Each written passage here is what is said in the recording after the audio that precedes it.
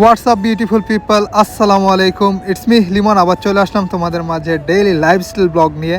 তো গাইস, আজকে হচ্ছে 13 রমজান। তো কাজে আইসা পড়লাম ঘুম থেকে উঠেই। সো আজকে আইসা হচ্ছে সকাল সকাল কাজ করা লাগছে, কারণ আজকে শিফট ছিল 1টা থেকে 5টা পর্যন্ত। সো 1টা থেকে 5টা, এখন আমি একটু ব্রেক নিতেছি। তো টানা 4 ঘন্টা 5 ঘন্টা করে এখন আমার ব্রেক হচ্ছে 2 ঘন্টা।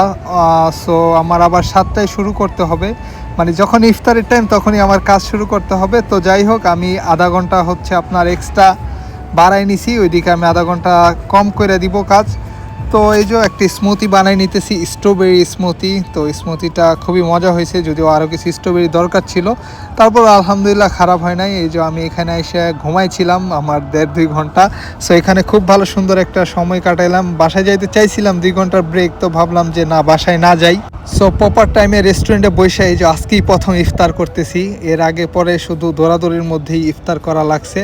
তো ফিশ অ্যান্ড চিপস অর্ডার দিছি, আর এই যে হচ্ছে আমার স্ট্রবেরি স্মুদি। সো সুন্দর মতো ইফতারটা করলাম। সো আমি আধা ঘন্টা টাইম বেশি নিয়ে নিছি। সো 7:30 থেকে কাজ শুরু করব। সো 15 মিনিটের মধ্যে এখন আমার ইফতার করা লাগতেছে। তো আলহামদুলিল্লাহ, দেখতে দেখতে দিনগুলো চলে যাইতেছে।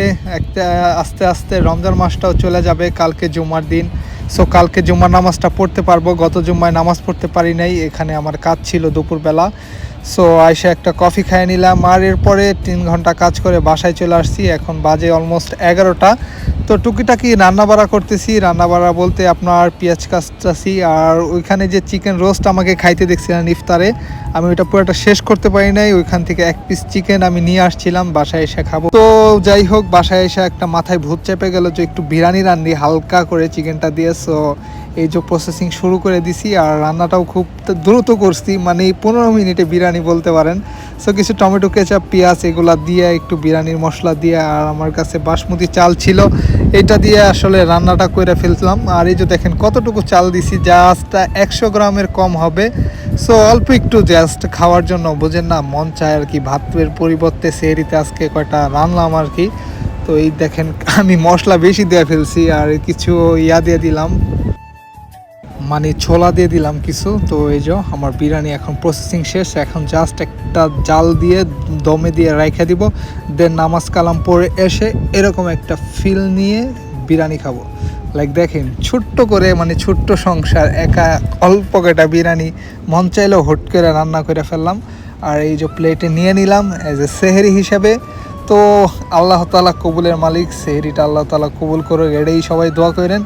আর মশলা হয়ে গেছে বেশি চালের পরিমাণে। সো মশলা আর একটু কম দিলে বা চাল একটু বাড়াই দিলেই ভালো হইতো, 2 বেলা খাইতে পারতাম। আর হচ্ছে আপনার মশলার কম্বিনেশনটা ভালো হইতো, যদিও কোনো ব্যাড স্মেল বা ওইরকম কিছু না। একটা মশলাই আমারে খাইয়ে দিছে, সেটা হচ্ছে মরিচ পাখিটা একটু বেশি হয়ে গেছে গাইজ। তো এখন দেখতেছেন খাইতে বসছি খুবই সুন্দর একটা মোশন নিয়ে, কিন্তু মুখে দেওয়ার পরে কিছুক্ষণ পরে আমার অবস্থাটা খুব বেশি খারাপ হয়ে যায়। এর কারণ হলো ঝাল।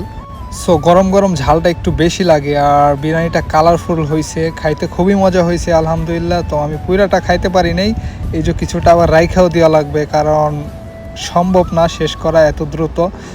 সো এই হচ্ছে ব্যাপার, এই হচ্ছে সেহরি। মাথায় ঘাম ছুটে গেছে, টুপি মুপি সব খুলে ফেলছি ঝালের কারণে। সো এতটুকুই ছিল আমার 13 নম্বর রমজান বা 12 নম্বর রমজান যেটাই। সো 13 নম্বর রমজানের বা 14 নম্বর রমজানের সেহরি খেলাম। সো লিমন এখন আসছে, দেখা হচ্ছে নেক্সট ভিডিওতে। সে পর্যন্ত সকলে ভালো থাকেন, সুস্থ থাকেন। টাটা, গুড বাই, আল্লাহ হাফেজ, take care, love you guys.